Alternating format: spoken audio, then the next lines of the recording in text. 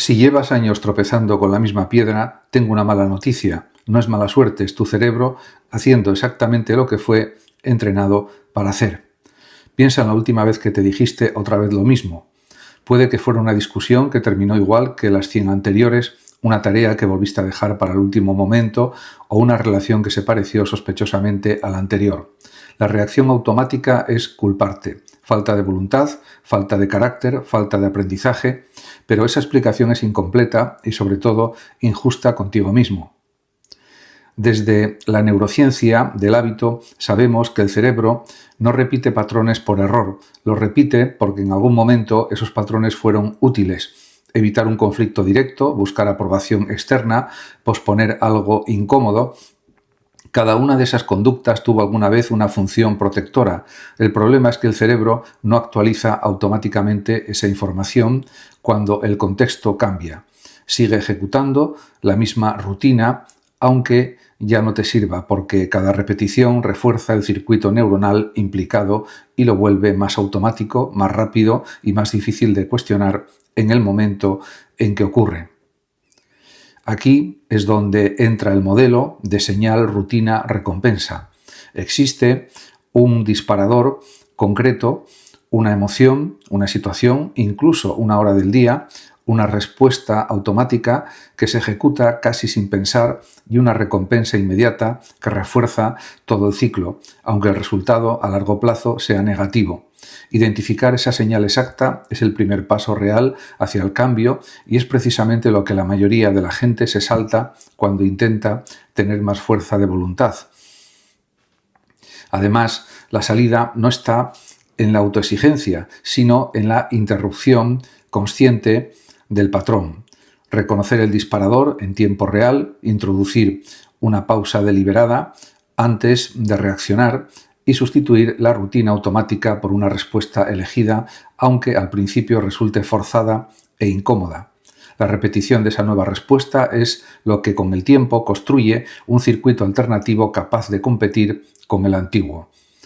Lo que hace que este tema conecte tan fuerte es que no señala al espectador como culpable, sino como alguien atrapado en un mecanismo que puede entender y por tanto modificar. No se trata de ser más fuerte, se trata de ver el patrón con claridad por primera vez y en el momento en que alguien identifica su propio disparador, ese instante exacto en el que decide, sin darse cuenta, repetir lo mismo de siempre, ya ha dado el paso más difícil. Ahora mismo, mientras ves esto, probablemente ya te han manipulado hoy. No te diste cuenta porque no fue una amenaza, fue una sonrisa. La manipulación real casi nunca llega con forma de amenaza, llega disfrazada de favor, de preocupación, de casualidad.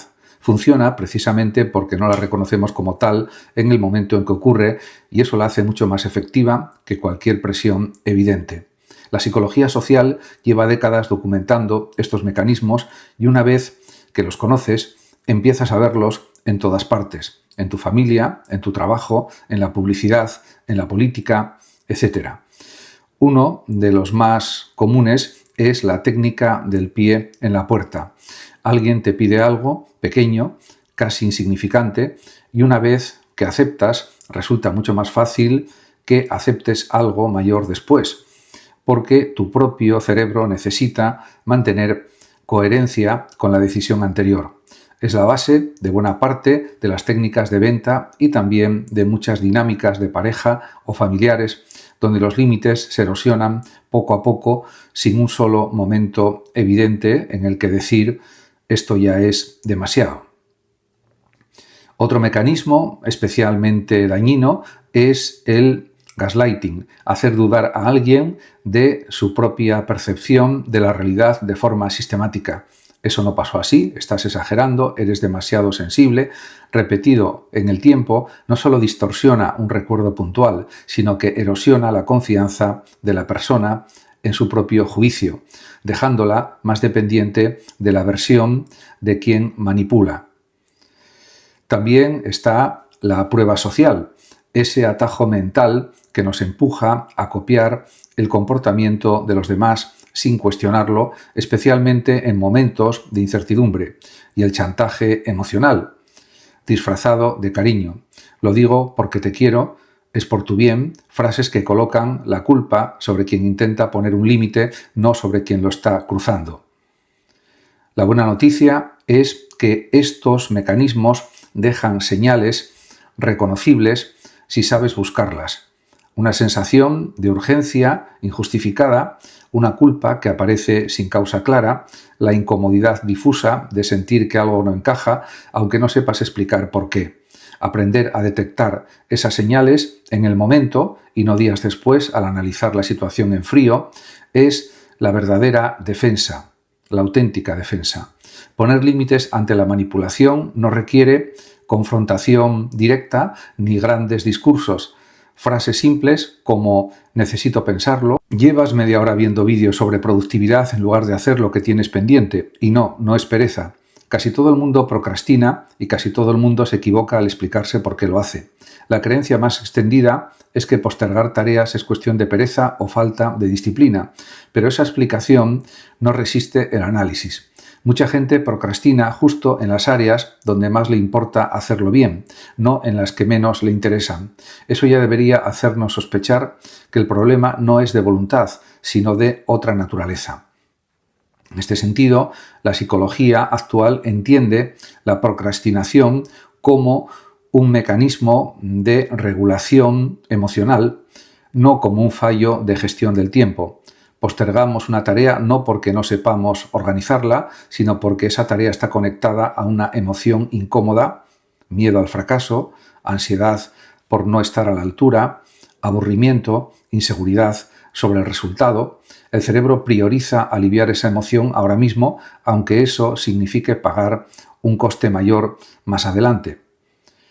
Además, aquí entra en juego la tensión entre dos sistemas, la corteza prefrontal del cerebro, responsable del pensamiento racional y la planificación a largo plazo, y el sistema límbico, encargado de las respuestas emocionales inmediatas.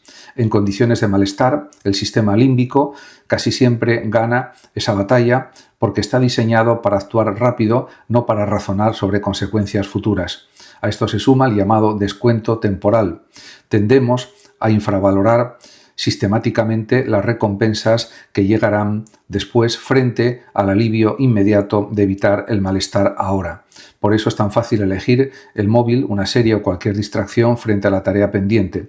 La recompensa de la distracción es inmediata, la de completar la tarea no lo es.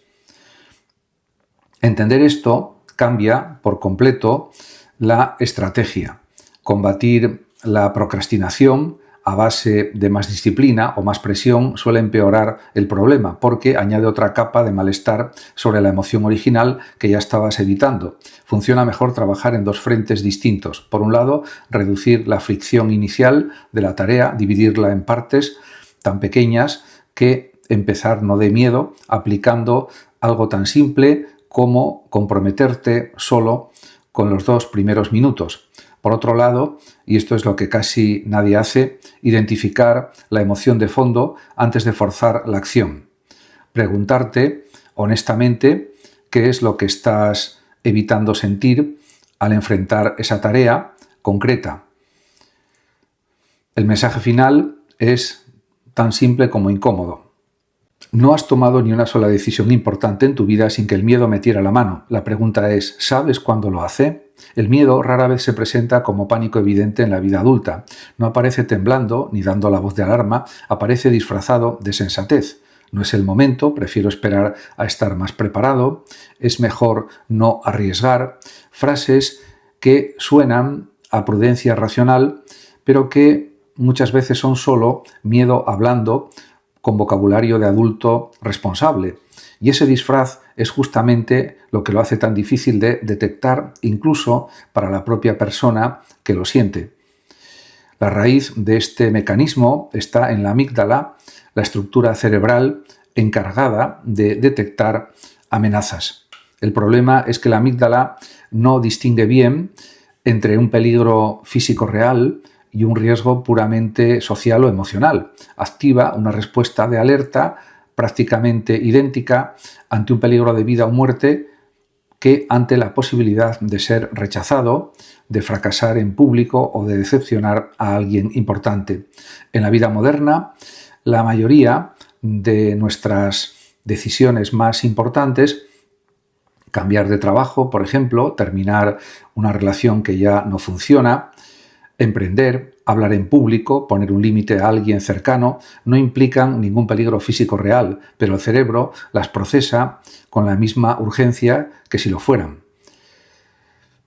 Es clave diferenciar dos tipos de miedo. Está el miedo adaptativo, el que nos protege de riesgos genuinos y nos hace actuar con prudencia razonable, y está el miedo desadaptativo, el que paraliza ante riesgos imaginados, exagerados o que ya no existen en la realidad actual de la persona. La dificultad no está en eliminar el miedo, algo ni posible ni deseable, sino en aprender a distinguir cuál de los dos está hablando en cada decisión concreta. Además, para hacer esa distinción existen herramientas simples pero efectivas.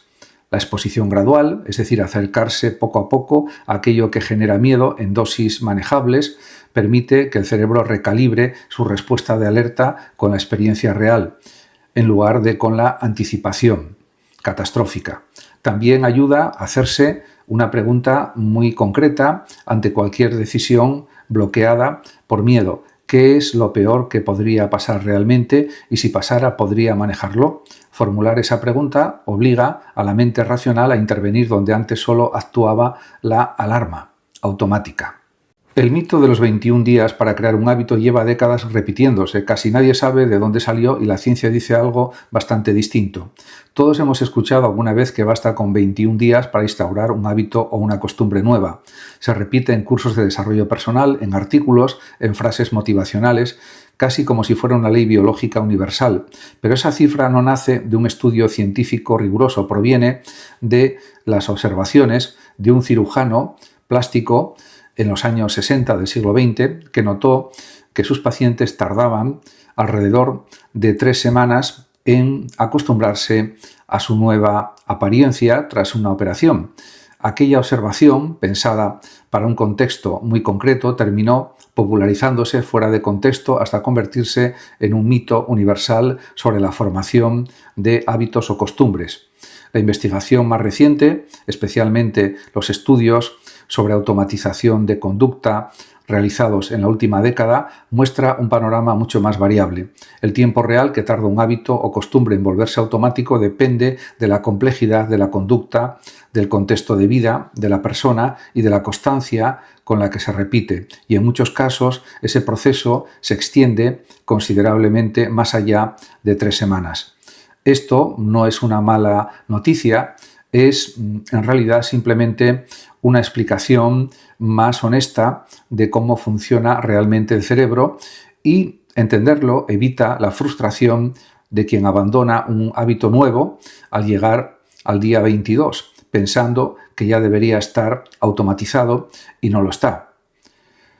Lo que sí confirma la evidencia es que hay variables que importan de verdad. La primera es la repetición consistente por encima de la intensidad. Repetir una conducta pequeña todos los días construye el circuito neuronal necesario mucho mejor que hacerla de forma intensa más esporádica.